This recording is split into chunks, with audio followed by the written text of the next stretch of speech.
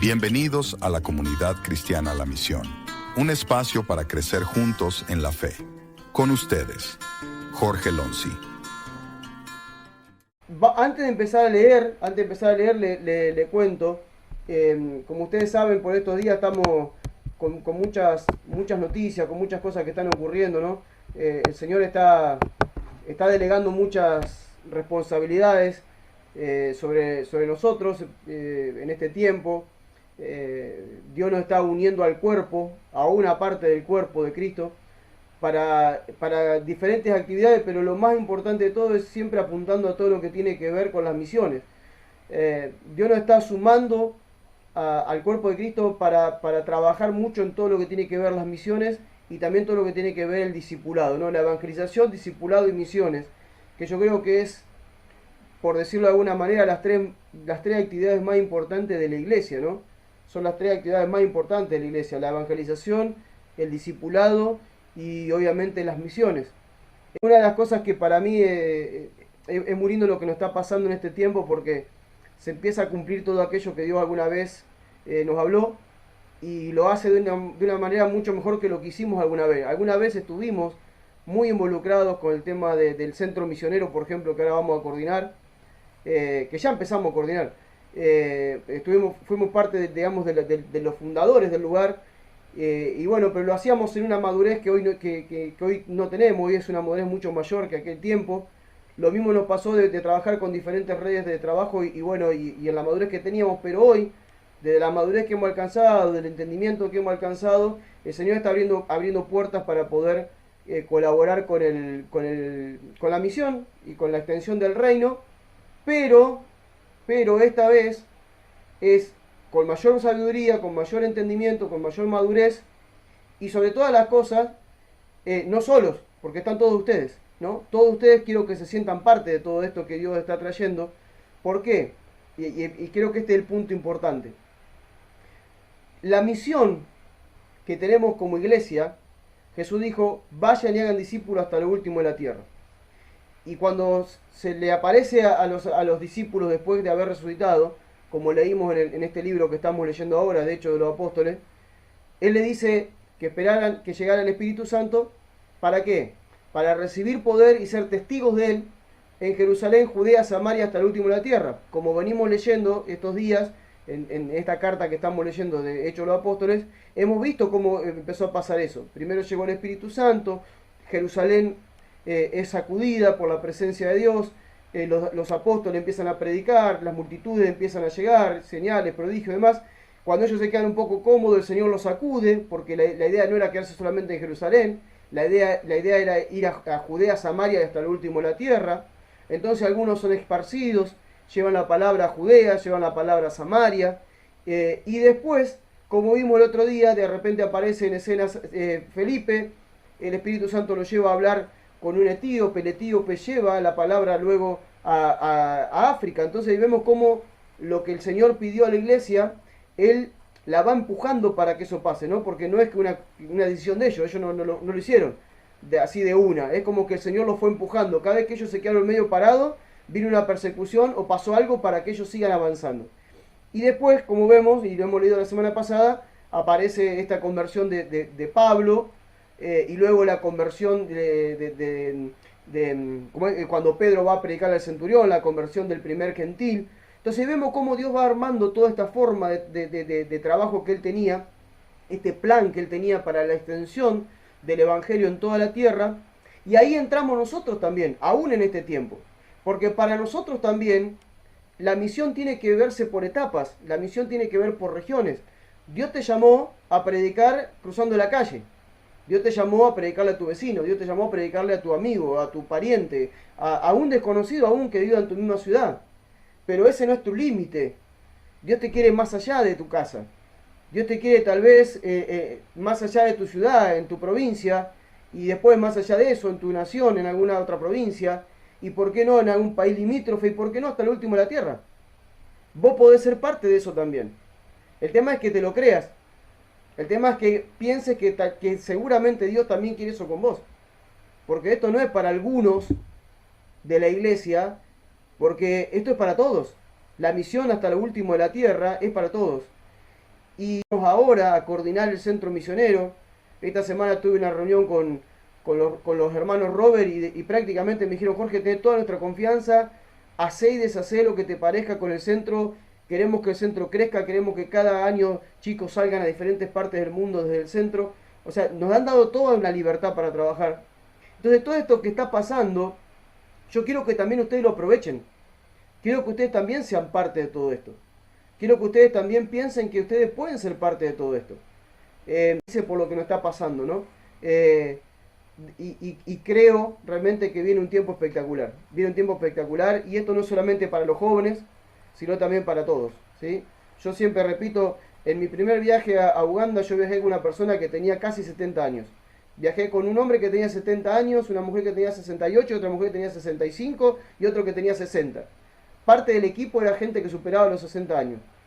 O sea que no hay límite de edad para poder hacer la tarea misionera. Por eso los aliento a que estén orando, porque como siempre digo, en las misiones se hacen de tres formas: orando, dando y yendo. Así que bueno, yo sé que ustedes son gente de oración, sé que son gente generosa porque una y otra vez lo han demostrado, pero bueno, también los quiero ver yendo o acompañándome o vamos, ¿entienden? Por eso quiero alentarlos en esta noche para que piensen también en esto. Siempre digo, y me van a escuchar siempre decir esto, que la vida de una persona realmente cambia en cuanto a muchas cosas de la vida cristiana cuando uno sale de su mundo normal y va a hacer una tarea misionera a algún lado. Así vaya 3-4 días, pero siempre es como que hace un clic tu cabeza y empezás a mirar más allá de tu vida y empezás a ver las necesidades que hay en otro lugar y Dios pone cargas por esos lugares y bueno, y es como que te saca de tu metro cuadrado en el que estás todo el tiempo enfocado. Así que bueno, los aliento a que puedan estar pensando que este año puedan hacer algo que tenga que ver con las misiones y bueno, posibilidades y oportunidades hay miles, va a haber muchísimas. Así que bueno, me meto a leer, ¿sí? Vamos a leer porque la verdad que se vienen capítulos que están muy buenos. Vamos a leer, Hechos 11 estábamos, ¿sí? Hechos 11. Les recuerdo lo anterior, lo que había pasado en Hechos 9 había sido la conversión de Pablo. Lo que pasó en Hechos 10 fue el encuentro que Pedro tiene con Cornelio, el primer gentil que recibe el Evangelio, él con su familia, con sus criados, con toda la gente que estaba con él. Entonces, claro, Pedro ahora vuelve otra vez a donde estaban los apóstoles y dice, vamos a leer, dice la noticia de que también los gentiles habían recibido la palabra de Dios, no tardó en llegar a los oídos de los apóstoles y de los demás hermanos de Judea. Cuando Pedro llegó a Jerusalén, los creyentes judíos le armaron una discusión, ¿sí? Los muchachos lo estaban esperando, dice, ya va a llegar Pedrito, nos llegó noticia. Fíjense que no tenían WhatsApp, no tenían redes sociales, pero el chusmerío funcionaba y le llegó rápidamente a ellos la noticia de que Pedro le había predicado a un gentil y que los gentiles lo habían recibido a Cristo. Entonces ya lo estaban esperando con un montón de cuestionamientos. Dice que le armaron una discusión. Y entonces fíjense lo que le dice. ¿Por qué estuviste con gentiles y hasta comiste con ellos? Le preguntaron. Pedro se limitó a contarles los pormenores del caso. O sea, ¿cuál es el tema acá que pasa con esta gente? El punto de ello era ¿por qué vos siendo judío rompiste la ley judía, hablaste con los gentiles, te metiste en la casa de un gentil, que eso estaba prohibido, y lo peor de todo, compartiste la mesa con un gentil, comiste con ellos? ¿Por qué lo hiciste? Fíjense que ellos no le están diciendo, bueno, Pedro, contanos, qué glorioso, esta gente recibió el Evangelio, qué fue lo que pasó, por favor, ponenos, debe haber sido genial. No, ellos estaban preocupados por la tradición. Estaban preocupados por la tradición. Rompiste la tradición, Pedro. Y dice, entonces Pedro, ¿qué hace? Le cuenta la historia. Dice, un día en Jope, les dijo, mientras oraba, se me presentó una visión, del cielo bajaba un gran lienzo atado por las 4 puntas. Sobre el lienzo había toda clase de cuadrúpedos, fieras, reptiles y pájaros. Entonces escuché una voz que me dijo, levántate, Pedro, mata y come. Señor, no, repliqué, porque nunca he comido nada que sea impuro o inmundo. Acá podemos resaltar algo de Pedro. Qué loco lo de Pedro, ¿no? Porque Dios mismo le habla matá y come, y él por su tradición dice, no, no puedo hacerlo. La palabra dice que no puedo comer esto. Fíjense qué tremendo, ¿no? El Dios de la palabra le está dando una orden y él dice, no, la palabra dice esto. Lo fuerte que es la religión, lo fuerte que es la tradición, la cultura. Y entonces dice, entonces la voz me dijo, lo que Dios ha limpiado no lo llames impuro. Vino la exhortación de Dios.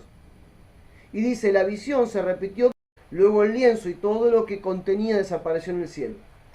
Dice, en aquel mismo instante llegaron a casa donde yo estaba 3 hombres que venían a verme de Cesarea, perdón. Cesarea es lo que hacen las mujeres, esto es Cesarea. Perdón. Dice, el Espíritu me dijo que fuera con ellos sin dudar. Esos 6 hermanos que estaban aquí conmigo me acompañaron y llegaron a la casa de cierto hombre. Aquel hombre nos contó cómo un ángel se le había aparecido y le había dicho que enviara mensajeros a Jope a buscar a un tal Simón Pedro. El ángel le aseguró que yo le diría cómo él y su familia podrían alcanzar salvación. Entonces, sigue el relato, dice, esperé que me fui, dice, pues bien, cuando apenas estaba comenzando a contarle las buenas noticias, el Espíritu Santo cayó sobre ellos mismos, sobre ellos de la misma forma que cayó sobre nosotros al principio. Eso me hizo recordar las palabras del Señor. Sí, Juan bautizó con agua, pero ustedes serán bautizados con el Espíritu Santo. Ahora, díganme, si Dios mismo le dio a los gentiles el mismo don que nos dio a nosotros cuando creímos en el Señor Jesucristo, ¿quién era yo para oponerme a Dios? Aquellas palabras bastaron para acallar las objeciones, y alabaron a Dios. Sí, exclamaban, Dios ha concedido también a los gentiles el volverse a Él para recibir la vida. Fíjense qué tremendo, ¿no? Porque los apóstoles, porque dice que no eran cualquiera, estaban los apóstoles y los más allegados de los apóstoles fueron los que lo estaban esperando a Pedro. Ellos ya tenían la noticia de lo que había pasado y lo estaban esperando a Pedro para recriminarle de que él se había relacionado con los gentiles, que había entrado a la casa de un gentil y que había comido con un gentil. Ellos estaban más preocupados porque Pedro había roto una tradición, más que porque Pedro había llevado el evangelio a los gentiles. Ellos estaban preocupados más por lo que la tradición decía, por haber roto la tradición, que por lo glorioso de que el evangelio llegara también a los gentiles. Qué tremendo que es la religión, cómo la religión y la tradición te cierra, te ciega y no te deja ver la obra de Dios. Te quedás con los argumentos de la religión, pero no podés ver lo que Dios está haciendo. Por eso qué importante es que nosotros todo el tiempo estemos reviendo si es que nosotros todavía tenemos vestigios de la tradición religiosa que alguna vez nos gobernó, que nos hace a nosotros ponernos en lugares de juez ante cosas que ocurren cuando realmente es Dios que lo está haciendo. ¿Me explico? Vuelvo a repetirlo. ¿Será que nosotros por ahí todavía tenemos vestigios de la religión que cuando ocurren cosas que no logramos entender todavía, las juzgamos sin darnos cuenta que es Dios el que está haciendo lo que está haciendo? Eso nos tenemos que preguntar porque muchas veces nos puede pasar. A nosotros nos pasó. Pero hemos entendido, como muchas veces le he enseñado, que todo lo que Dios hace, o la iglesia, todo lo que gobernaba la iglesia siempre fuera el unos a otros, orar unos por otros, alentarse unos a otros, exhortarse unos a otros, siempre era el uno a otro, y nosotros no podemos hacer nosotros y otros por allá, es lo uno a los otros y somos nosotros. Tenemos que buscar la unidad con la parte del cuerpo de Cristo con la que somos compatibles y con la que Dios quiere que trabajemos. Nadie puede hacer nada en el reino de Dios solo, se necesitan de equipos. Ustedes van a ver siempre equipos, arrancando del matrimonio que son 2 y avanzando sobre todo lo demás. Dios no va a hacer nada con una sola persona, Dios lo hace con equipos. La iglesia realmente es un cuerpo en el cual todos necesitamos y debemos trabajar en equipo. Fundamentalmente en estas 3 líneas que siempre les digo, que es la evangelización, el discipulado y las misiones. Porque de esto se trata. Después, ¿dónde te reuní? ¿Cómo te reuní? ¿Qué hacés con lo que te reuní? Bueno, depende de la luz de cada uno. Pero no juzgamos, sino valoramos, apreciamos, respetamos lo que el otro hace, pero lo que nos tiene que unir tiene que ser la evangelización, el discipulado y las misiones, porque eso es lo que une a la iglesia. Como alguna vez les conté, cuando nosotros hacíamos las movidas misioneros, venía gente de diferentes congregaciones. Bautista, pentecostal, hermanos libres, metodistas, arminianos, todos diferentes reuniones, todos miraban la Biblia de diferente manera, pero cuando nos enfocábamos en evangelizar, discipular y hacer misiones, todos estábamos de acuerdo.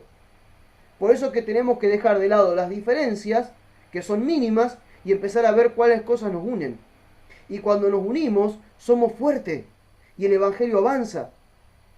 El Evangelio avanza, por eso acá vemos que de repente Dios está haciendo que el Evangelio avance y Pedro lo primero que se encuentra, ¿qué es?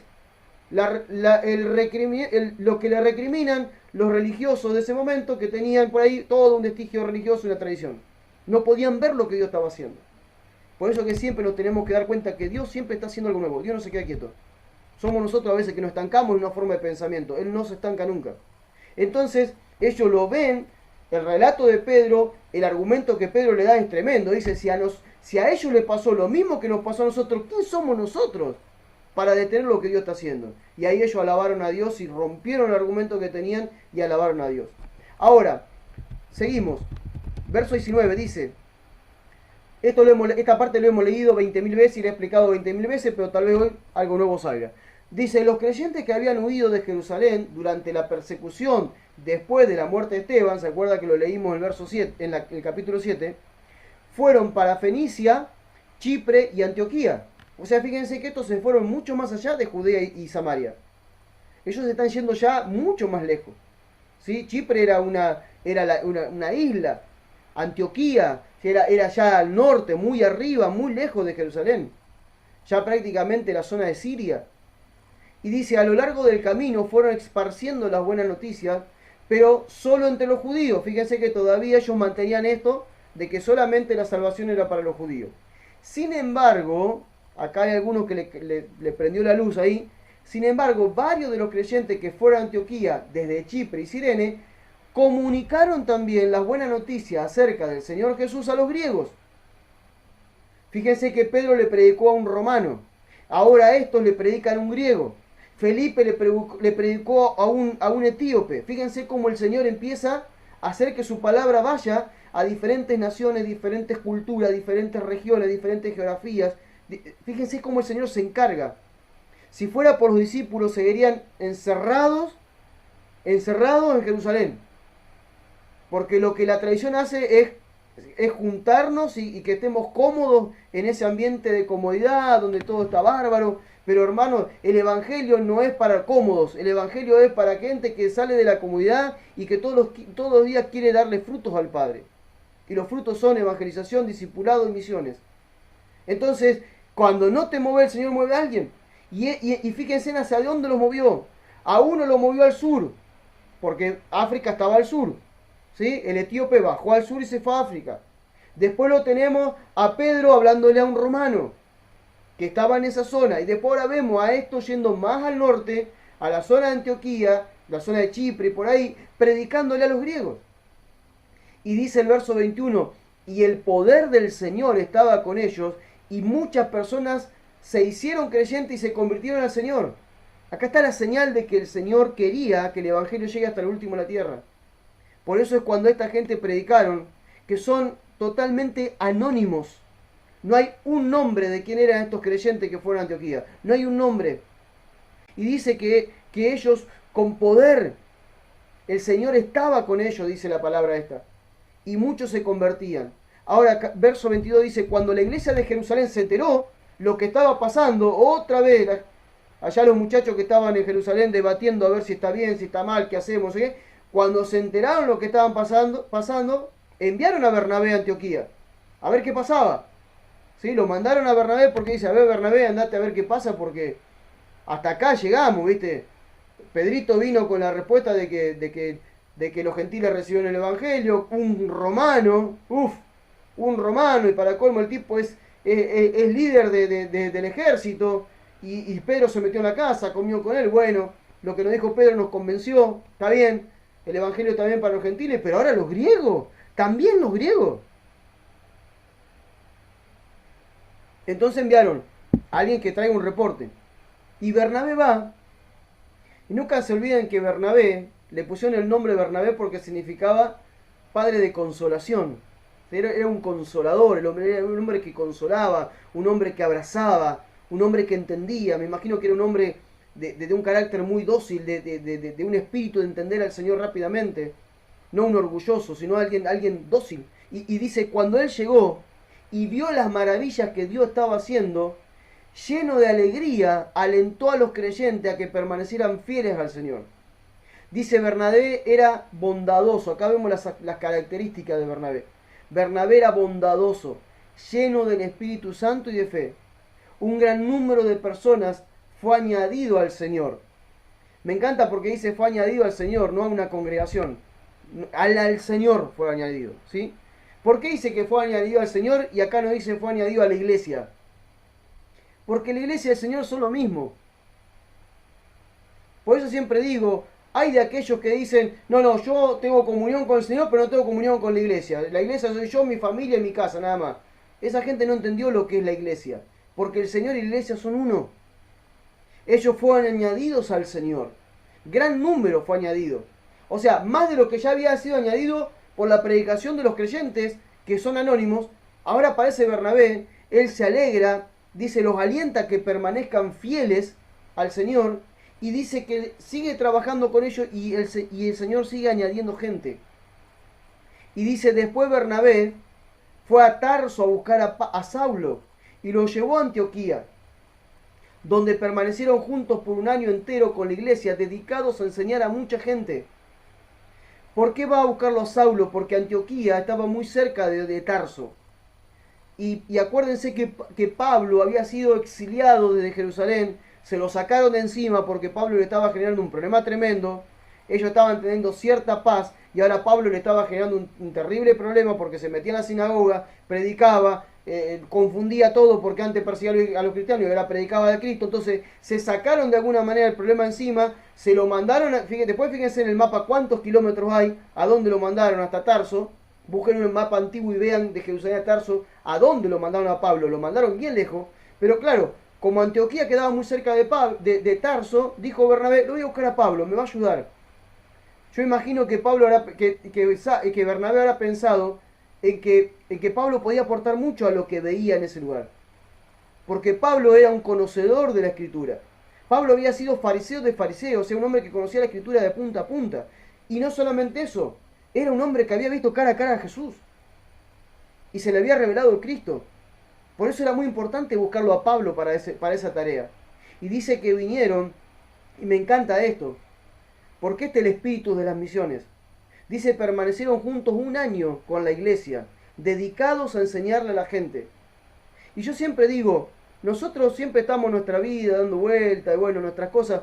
¿Qué pasaría si el Señor te dice, che, te va a venir a buscar a alguien, te necesitan un año en otro lugar, lejos de tu casa, donde vos vivías, enseñándole a la gente? ¿Vos lo harías? Hay gente que no está dispuesta ni a hacer un viaje misionero de 3 días, mira lo que te digo. Y hay veces que el Señor te necesita tal vez un año en otro lado, apoyando a la iglesia. Puede pasar. Tal vez sí, tal vez no. Tiene que ver mucho con tu perfil, con tu gracia, con lo que Dios diga, pero también tiene que ver con tu decisión. Decirle, Señor, yo estoy acá dispuesto a que vos me lleves a donde sea. A donde vos quieras, yo voy. Aunque no estuviera en mis planes, yo voy. Si esa es tu actitud, Dios te va a sorprender. Y en un momento Él te va a decir, te necesito en tal lugar 2 meses, 3 meses, 1 año, 2 años, o te necesito para siempre en ese lugar. Pero uno tiene que estar alerta a lo que Dios quiera decirle. ¿Por qué? Como lo dije la semana pasada, lo que siempre Jesús dice. El que ama su vida, con todas sus cosas, con toda su agenda, con todo lo que hace, la perderá. Ahora, el que pierde su vida por causa de mí y del Evangelio, la hallará. Dios tiene un plan. Pero para acercarme a ese plan y entrar a ese plan tengo que renunciar a mi vida. Y renunciar a mi vida no es dejar de trabajar, dejar de hacer... No. Es decirle, Señor, esta es mi vida. Pero si en algún momento vos querés cambiar todo esto por el plan que vos tengas, mi vida está a tu disposición. Mi tiempo está a tu disposición, mi billetera está a tu disposición, mi casa está a tu disposición. Donde vos me quieras llevar, estoy a tu disposición. Yo perdí mi vida. Me viene a memoria que vos en la cruz moriste, me compraste, soy tu pertenencia y yo no puedo decidir. Vos decidís por mí. Donde vos quieras, Señor. Esa debería ser la declaración de un verdadero cristiano. Ahora, lo va a buscar, lo trae y se quedan un año con la iglesia, dice, enseñándoles. Fue en Antioquía donde por primera vez llamaron cristianos a los discípulos. Repito, porque si no siempre lo explico, pero repito por si se nos escapa. Fue en Antioquía donde por primera vez llamaron cristianos a los discípulos. Recuerdo que aquí hubo creyentes que predicaron y hubo mucha gente que creyó y se convirtió. Pero luego de un año, aquellos que habían sido creyentes, ahora eran discípulos. Y a esos discípulos la gente que no era cristiana los identificaba como cristianos. Esto es lo que nos debería pasar a nosotros. La gente nos tendría que identificar como cristianos, como seguidores de las enseñanzas de Jesucristo, no como evangélico, católico, lo que sea. El discipulado, el pasar de ser creyente a ser discípulo, es lo que todos deberíamos anhelar en la vida. Dejar de solamente de creer para pasar a ser discípulo. El discípulo vive como dije hace un ratito, o sea, mi vida te pertenece, hacer lo que vos quieras, llámame donde quieras, estoy a tu disposición. Ese es un discípulo. Entonces, a ese discípulo, ¿qué le dice la gente? Cristianos. Ellos dijeron, estos son cristianos. Estos son personas que representan a Cristo. Esta gente dio su vida por Cristo y vemos en su carácter, en su naturaleza que lo manifiestan. Ahora, verso 27 dice, en aquellos días llegaron a Antioquía procedentes de Jerusalén varios profetas. O sea, la noticia corrió, después de un año la noticia corrió, llegó esa noticia a Jerusalén y de Jerusalén enviaron profetas. Fíjense que no vinieron los apóstoles, vinieron los profetas. Por eso que quiero aclarar algo acá que es muy importante. Cuando hoy en día la iglesia dice, no existen más los apóstoles, no existen más los profetas, no existen, solamente hay evangelistas, pastores y maestros, es mentira. Siguen existiendo los apóstoles, siguen existiendo los profetas, pero también hay falsos apóstoles y hay falsos profetas. El que es verdaderamente apóstol no anda sacando chapa, díganme apóstol, por favor, llévenme la maleta, denme el café, por favor, siémbreme una Mac y páguenme un vuelo en primera clase y espérenme en un 5 estrellas cuando llegue a su país. No, ese no es apóstol. El apóstol lo va a ver recorriendo lugares donde nadie va, visitando gente, entrenando a la gente, iglesias. Ese es un apóstol. El profeta del Nuevo Testamento, el profeta de la iglesia que hoy existe y sigue existiendo, ese profeta es un profeta que viene a alentar a la iglesia a que viva en santidad. El profeta del nuevo pacto te lleva a vivir en santidad. No es un profeta que dice, así dice el Señor, va a pasar tal cosa, tal cosa, tal cosa, como pasaba en el antiguo pacto. Sí, tal vez lo puede llegar a decir, pero no es su principal función decirte lo que va a pasar, porque si un profeta del nuevo pacto te dice lo que va a pasar, él solamente te está confirmando lo que Dios ya te habló. Porque vos en el antiguo pacto no tenías al Espíritu Santo para que te hable. Necesitabas de los profetas. Pero ahora en el nuevo pacto vos tenés al Espíritu Santo que es el profeta por excelencia dentro tuyo. Y él te va a decir las cosas que habrán de venir, como decía Jesús, y el Espíritu Santo le hará saber las cosas que habrán de venir, y seguramente vendrá un profeta a confirmarte lo que oíste. Lo que oíste del Espíritu, lo que soñaste, lo que recibiste de él. Ahora, también la función del profeta en el nuevo pacto es exhortar a la iglesia a vivir en santidad. Exhortar a la iglesia a vivir correctamente conforme a la palabra. Esa es la tarea del profeta. Por eso dice que en aquellos días, en Antioquía, dice, llegaron a Antioquía procedentes de Jerusalén varios profetas, no algunos, varios. O sea que fíjense que no había algún profeta, había varios. Y dice, uno de ellos, Agabo, o Ágabo se llamaba, está con acento aquí, dice, se puso de pie y predijo por medio del Espíritu Santo que iba a haber una gran hambre en todo el mundo. Predicción que luego se cumplió durante el reinado de Claudio. Otra cosa que hace el profeta del nuevo pacto es advertir a la iglesia contra aquellas cosas que va a luchar. No son palabras por ahí personales, sino son grupales. Por eso yo le decía el otro día y le sigo diciendo, viene una gran ola, ya se desató, una gran ola de oscuridad sobre la tierra. El enemigo avanza tremendamente sobre la tierra con diferentes cuestiones, género, lo que se te ocurra, todo lo que está pasando en la tierra. ¿Y dónde vamos a estar parados nosotros? Nos va a pasar por arriba esa ola. Porque vienen los tiempos donde dice la Escritura que si los tiempos no se acortaran, aún los discípulos serían engañados. Estamos en un mundo de engaño. Nunca se olviden que Satanás es padre de engaño. Satanás dice, Jesús lo dice, es padre de engaño, padre de mentira, es padre de muerte. Él viene a engañar y en este tiempo es el tiempo de mayor engaño en toda la humanidad, en toda la historia de la humanidad. Hoy ya no sabés qué noticia es verdadera y qué es falsa. Ya no sabés si lo que estás leyendo es verdadero o falso. Hoy se manipula la información de una manera impresionante para hacerte creer lo que ellos quieren que creas. Te ponen de un lado, te ponen del otro, a favor de o en contra de. Y te manipulan con la información. Hoy es todo falso. Todo hoy es falso, porque el padre de mentira, el padre de engaño, está tirando sus últimos dardos porque sabe que el tiempo se le termina, porque el Señor vuelve a buscar la iglesia.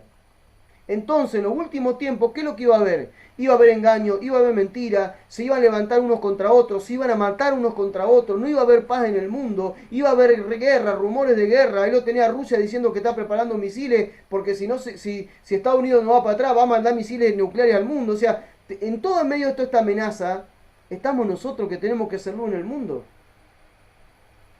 Y ahora es donde entran en juego muchas veces los profetas, donde te dicen, hey, fíjate, enfócate en lo que Dios te está llamando a hacer, porque viene esto que está avanzando sobre el mundo, llega con tanta fuerza que te va a pasar por arriba a vos, a tus hijos, a tu familia, se va a llevar todo puesto.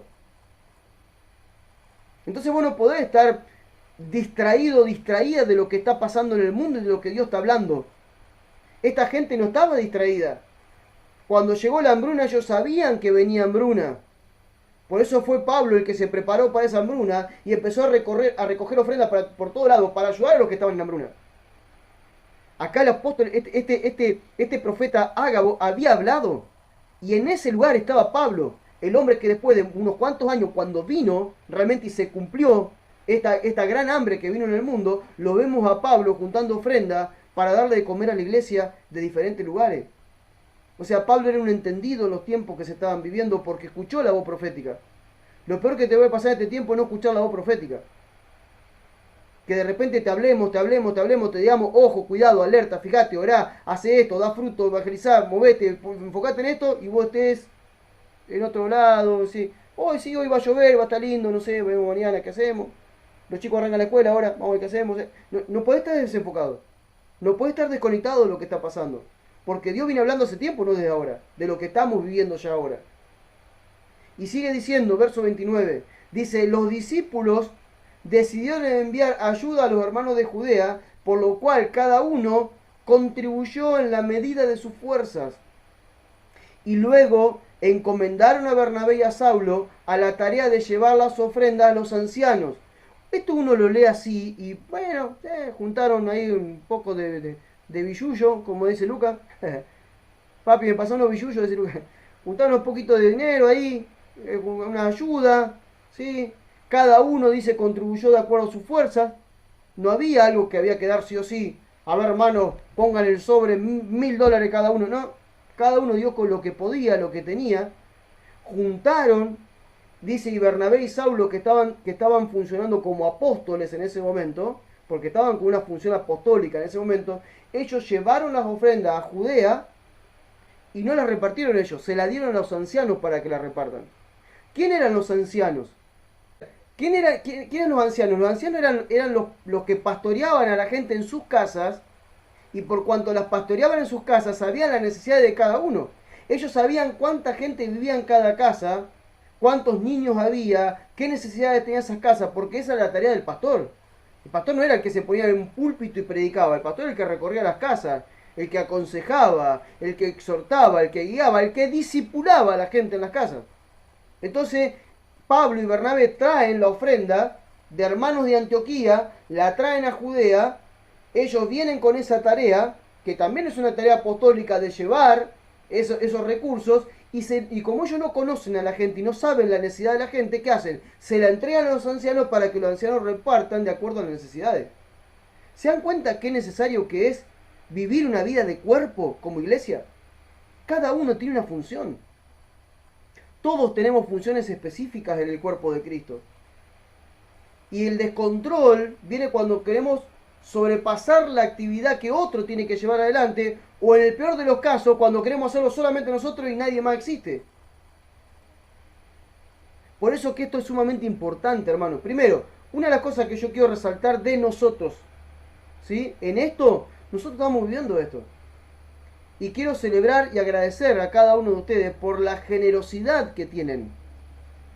Todos los meses con lo de Federico y Belén, todavía no, ahí estamos viendo a ver si estamos medio trabados con el Western Union, espero que hoy lo reciban, porque mañana justamente ellos les llega justo el dinero, mañana va a dar testimonio, porque les llegó después de mucho tiempo que estaban esperando la visa para Isaías, para el nene, y la tenían que pagar mañana sí o sí, si no después la pueden perder. Mañana le va a estar llegando esta ofrenda que hacemos nosotros, llega justo a tiempo para eso. Esto es importante que lo hagamos, y por eso celebro la actitud que todos ustedes tienen en cuanto al dar. Porque cada uno de acuerdo a su fuerza da. A veces algunos me dicen, pastor, me parece que muy poquito, no es problema. Poquito, mucho, lo que sea, sirve. ¿Y qué es lo que hacemos nosotros? Hacemos lo que está haciendo Pablo y Bernabé ahí. O lo que hacen los ancianos en todo caso en este lugar. Bueno, sabemos la necesidad, cubrimos y damos. Pero qué importante que nosotros podamos entender que así, esto también es parte del diseño que Dios nos lleva a vivir como iglesia. Que nadie le falte nada y cuando surge algo, estemos todos para ayudar. Esto es sumamente importante. Ahora, vamos a pasar al capítulo 12, a ver si tenemos un ratito más. Vamos un poquito más. En aquellos días, el rey Herodes y mandó a matar a Jacobo, el hermano de Juan. Dice, al ver que con eso había agradado a los judíos, arrestó a Pedro durante la celebración de la Pascua. Lo puso en prisión bajo la custodia de 16 soldados. La intención de Herodes era hacerle un juicio público a Pedro después de la Pascua. Pregunto, ¿quién era Herodes? Ahí lo dice. Era el rey de los judíos, obviamente sometido bajo el reinado de Roma, pero era el rey de los judíos. Acá ya, fíjense que el que está persiguiendo en este caso a la iglesia, y en este caso específico a Pedro, mata a Juan y después lo busca a Pedro, busca a algunos de los discípulos, mata a Juan, lo mata a Jacobo, el hermano de Juan, ¿sí? Y después a Pedro está buscando a los discípulos más cercanos al Señor. Ahora es el rey Herodes. Ahora ya no son los religiosos, ahora ya es el rey. Y esto también nos habla de lo que vivimos hoy en día. Hoy en día no solamente los religiosos te buscan para matarte en algunos países, sino por ejemplo Corea del Norte, su monarca que tiene ahí, este hombre que es un dictador, ¿sí? que cerró Corea del Norte y nadie puede saber lo que pasa afuera. Entonces este hombre parecía el rey de Herodes también, donde encuentra un cristiano y lo manda a matar. O lo manda a campos de concentración y desaparecen para toda la vida. Entonces hoy también vemos esto que pasa ahí. Porque también no solamente nos perseguirán los religiosos, también nos van a perseguir reyes, nos van a perseguir presidentes, nos van a perseguir gente de autoridad. También nos va a perseguir. Ya está pasando. Todo va en pos de un gobierno mundial unificado. Yo me río a veces cuando los cristianos dicen, ay, tengan cuidado porque en aquel tiempo nos van a poner un chip, nos van a poner y nos van a identificar. Hermano, ya el chip lo tenés puesto, hace años lo tenés puesto, está en tu celular. Saben todo de vos. Saben por dónde fuiste, por dónde no fuiste. Lo primero que hacen cuando pasa algo con alguien, le agarran el celular e investigan el celular. Saben dónde estuvo, qué hizo, dónde, todo. No, y estamos, ay, algún día me van a poner el chip, ya te lo pusieron hace rato. Bueno, algún día te lo pondrán en la mano, pero ya está puesto. Vuelvo a esto. Y dice, entonces lo mete preso a Pedro, ¿no? Y dice, la iglesia, fíjense la actitud de la iglesia. La iglesia al enterarse, se entregó a orar ferviente y constantemente por Pedro mientras estaba en prisión. Hermanos, qué importante que nosotros oremos por la iglesia perseguida. Que en tus oraciones, algún momento en el día te acuerdes de tus hermanos y hermanas que sufren, que son violados, que son torturados, que son asesinados, que son llevados a campos de concentración, que los hacen desaparecer por completo. Son tus hermanos, tu hermana, tu familia. No podemos ser totalmente, por un lado, ignorantes de lo que a ellos les pasan y por otro lado, no prestar atención, como si no existieran. Es terrible la persecución que hay en algunos lugares del mundo. Lo vimos acá cuando hicimos el campamento la otra vez, cuando vimos esa película que a todos le pegó tan fuerte. Y eso es lo más chiquito que puede pasar hoy en día. Por eso tenemos que tiene que haber una oración, nosotros una carga por la iglesia perseguida. Acá Pedro está preso. ¿Y qué hace la iglesia? Ora fervientemente y constantemente por Pedro. Sabían que Pedro no tenía chance. Ellos saben que la única oportunidad que Pedro tenía es que Dios hiciera algo, porque al otro día lo sacaban para matarlo públicamente. Ya habían matado a Jacobo y Dios no había hecho nada. Ellos no pudieron hacer nada para que no lo maten a Jacobo. Lo mataron. Lo mataron a espada. Y entonces dice que la iglesia oraba. Y la noche antes del juicio, verso 6, cuando Pedro dormía encarcelado entre dos soldados, mientras los demás custodiaban la entrada de la prisión, una luz repentina inundó la celda y un ángel del Señor se paró junto a Pedro. El ángel, tras darle unas palmadas en el costado para despertarlo, Pedro estaba dormido, le dijo: levántate, rápido. Y las cadenas se cayeron de las manos. Vístete y ponte el calzado, le ordenó el ángel. Ponte ahora el manto y sígueme. Pedro entonces salió de la prisión tras el ángel. Aquello no le parecía real. Para él no era más que una visión. Imagino Pedro dice: yo estoy dormido, estoy viendo un ángel, bueno, algún día me voy a despertar de toda esta locura que estoy viendo. Lo estaba viviendo. Cruzaron la primera línea y la segunda de guardias y llegaron a la puerta de hierro que daba a la calle. Esta se les abrió automáticamente. O sea, esa puerta no estaba bien cerrada, bien sellada, y se la abrió. Caminaron juntos unas cuadras, tras lo cual el ángel lo dejó solo. Fue entonces cuando Pedro comprendió la realidad. No cabe duda, se dijo a sí mismo, ¿no? El Señor ha enviado a su ángel a salvarme de Herodes y de los que los judíos esperaban hacer conmigo. Ahora sigo con la historia. Quiero ver esto. Vuelvo otra vez a lo que decíamos noches anteriores en los Zoom. Qué tremendo que es cuando la iglesia entra a vivir en esta dimensión. La dimensión donde empiezan a aparecer los ángeles, donde empezás a escuchar el Espíritu Santo, donde ves que Dios te libra de ciertas cuestiones que solamente Él te puede librar. A veces nos preguntamos: ¿por qué yo no puedo vivir esto? Claro, la pregunta es: ¿vos vivís la vida que vivió Pedro? O sea, ¿tu actitud es la actitud de Pedro? O sea, ¿vos estás entregado como Pedro a que si me matan, me matan? ¿Estás entregado como Pedro a que aparte de ser pescador también predicaba el Evangelio? Porque ojo que Pedro nunca dejó de pescar, ¿eh? De tanto en tanto volvía a pescar. En cada ciudad donde había un marcito, el tipo se metía a pescar para darle a comer a gente, porque eso hacía Pedro. Pero él tenía su vida totalmente entregada a Cristo. Entonces, aquel que tiene su vida totalmente entregada a Cristo, es lo más normal que podamos ver ángeles, que escuchemos al Espíritu Santo. Pero cuando vemos una vida totalmente carnal, enfocada en lo temporal, en nuestro terrenito, en nuestro reinito, nunca nos va a pasar esto. Porque no estamos para vivir por nuestro reinito, estamos para vivir por el reino de Dios. Y estas cosas son gloriosas. Vos decís: bueno, yo no quisiera estar en cárcel para que me pase esto, pero bueno. Pero ¿y si te pasa? ¿Se ocurre alguna vez? ¿Dónde estaría tu fortaleza? ¿O estaríamos llorando como chiquitos en un rincón? Ay, ¿por qué me pasa esto, Señor? Mirá, ¿por qué dejate? Hay gente que los mete en la cárcel y lo que hace es predicar ahí adentro. Por eso que es glorioso que nos pueda empezar a pasar esto. Digo, y vuelvo a repetir, si hace tiempo venimos diciendo Dios nos lleva de vuelta y nos regresa a vivir en el diseño que dio la primera iglesia, bueno, si nosotros vivimos en la dimensión espiritual que vivió la primera iglesia, una iglesia totalmente rendida, entregada a la voluntad de Cristo, que sea lo que Dios quiera, que pase lo que Él pase, yo hago mi vida pero estoy vivo para Él. Si esa va a ser nuestra actitud, entonces esto no tiene que empezar a pasar. Estas cosas nos tienen que empezar a pasar. Recuerdo una noche viajando desde Soroti, Uganda, íbamos a la capital, toda la noche viajando, Federico enfermo de malaria, estaba ahí con fiebre al lado mío, no lo podíamos, ya no sabíamos qué hacer, si seguíamos viaje o no, y lloraba, le dije: Señor, ¿qué va a hacer de esto? ¿Qué va a hacer de esto? Porque nos faltaba el último tramo, la última conferencia, teníamos que llegar a la capital, viajar al norte, no sé cuántas horas más de viaje, Federico enfermo. Si él no podía seguir viaje, se iba a quedar en Kampala, iba a seguir yo solo. Tenía que ir a dar una conferencia sin saber prácticamente hablar inglés.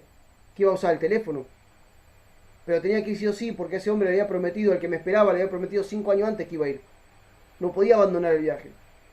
Señor, ¿qué vas a hacer con esto? ¿Qué vas a hacer con esto? Y no se me apareció un ángel, pero sí, la iglesia estaba orando. Y nosotros estábamos de madrugada, a las 2 de la mañana, justamente cruzando un puente largo por encima del río Nilo, donde nace el río Nilo, y me llega un mensaje a mi WhatsApp, que es raro que ahí me agarre una señal, y una gente de Rosario, unos hermanos de Rosario, estaban en vigilia orando, y el Señor le habló de nosotros, no estaba hablando por nosotros, y le dieron una palabra profética para que nos diera a nosotros. Llegamos a Kampala, el otro día Federico se sintió mejor, viajamos, y pudimos completar el viaje. Y nuestra preocupación era Federico enfermo y los recursos se nos habían terminado. Al otro día Federico estaba sano y estaban llegando recursos por Western Union. Por eso que cuando uno hace la misión, uno tiene que confiar en él. Si hubiese sido por nosotros, nos quedábamos en Sorote y decimos, bueno, Fede, ya está, no tenemos más plata, falta una semana, me quedo acá, espero el vuelo, me vuelvo a Argentina, vos estás enfermo, ¿para qué vamos a hacer esto? Y esa noche los dos nos pusimos de acuerdo y dijimos, viajemos, Dios va a hacer algo. Y viajamos. Por eso que muchas veces estas cosas no te pasan si vos no estás en misión. Si vos no estás jugado por Cristo y yendo a lugares donde Él te quiere y haciendo lo que Él te quiere, muchas veces no vas a vivir esto. Pero yo los aliento a que lo vivan. No se vayan de esta tierra sin vivir este tipo de experiencias. Porque es lo más glorioso que te puede pasar. Vivir para el Evangelio es lo más glorioso que te puede pasar. Sigo.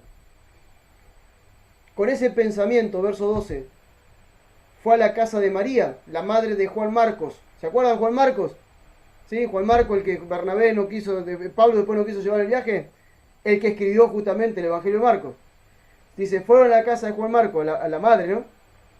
Y donde muchos estaban reunidos orando, tocó la puerta del patio, o sea, ni siquiera fue por delante, fue por atrás, del patio.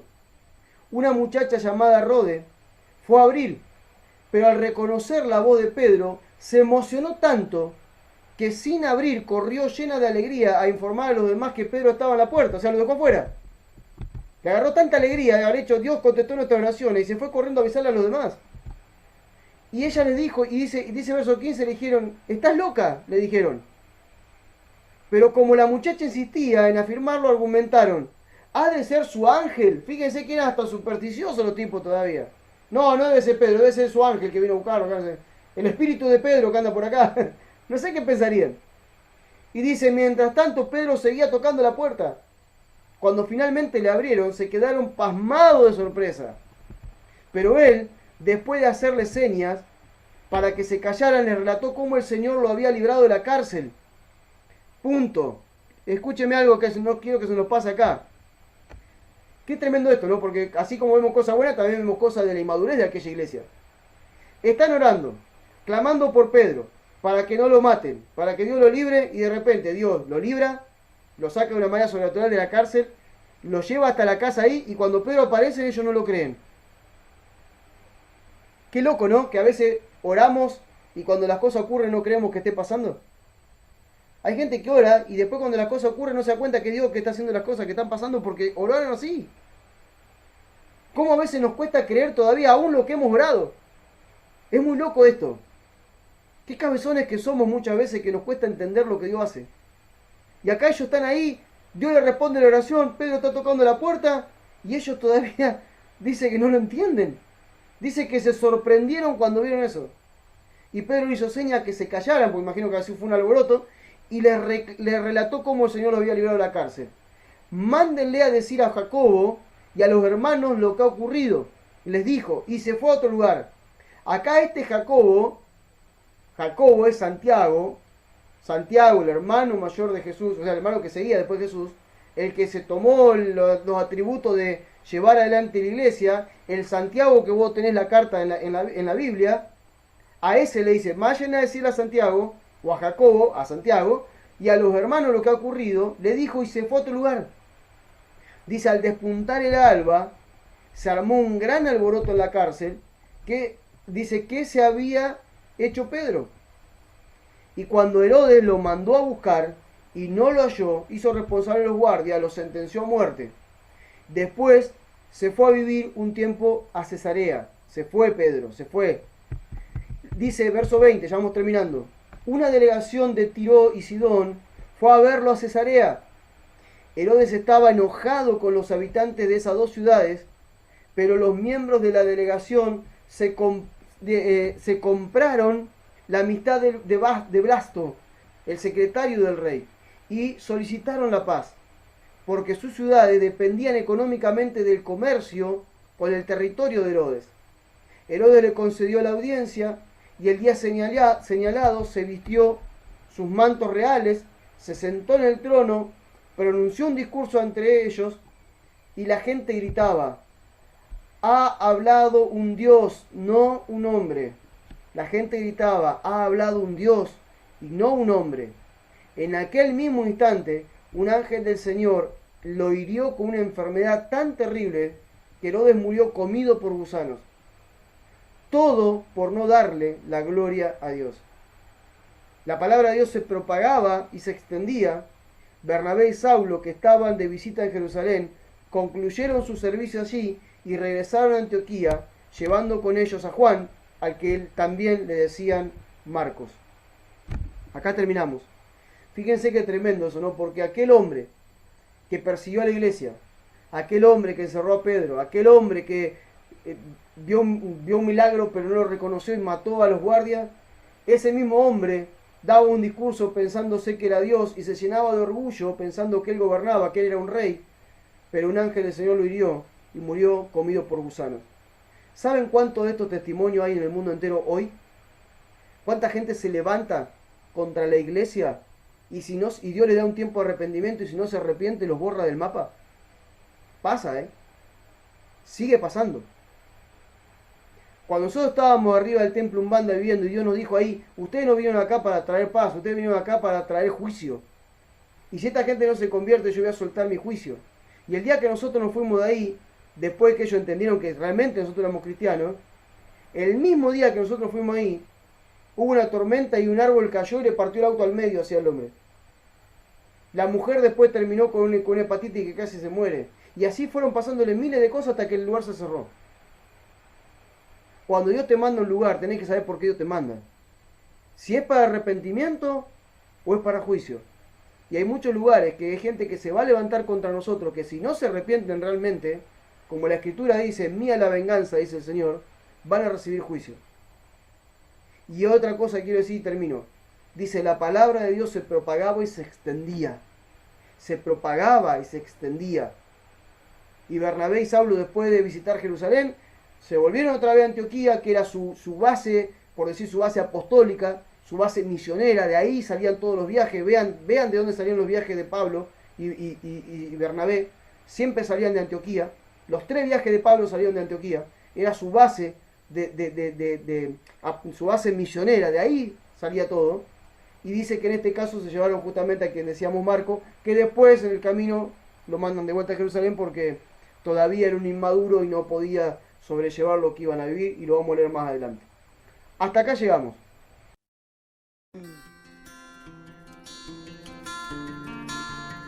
Muchas gracias por haber compartido este tiempo con nosotros. Esperamos que haya sido de mucha luz para tu entendimiento. Visita nuestro sitio web, lamision.online,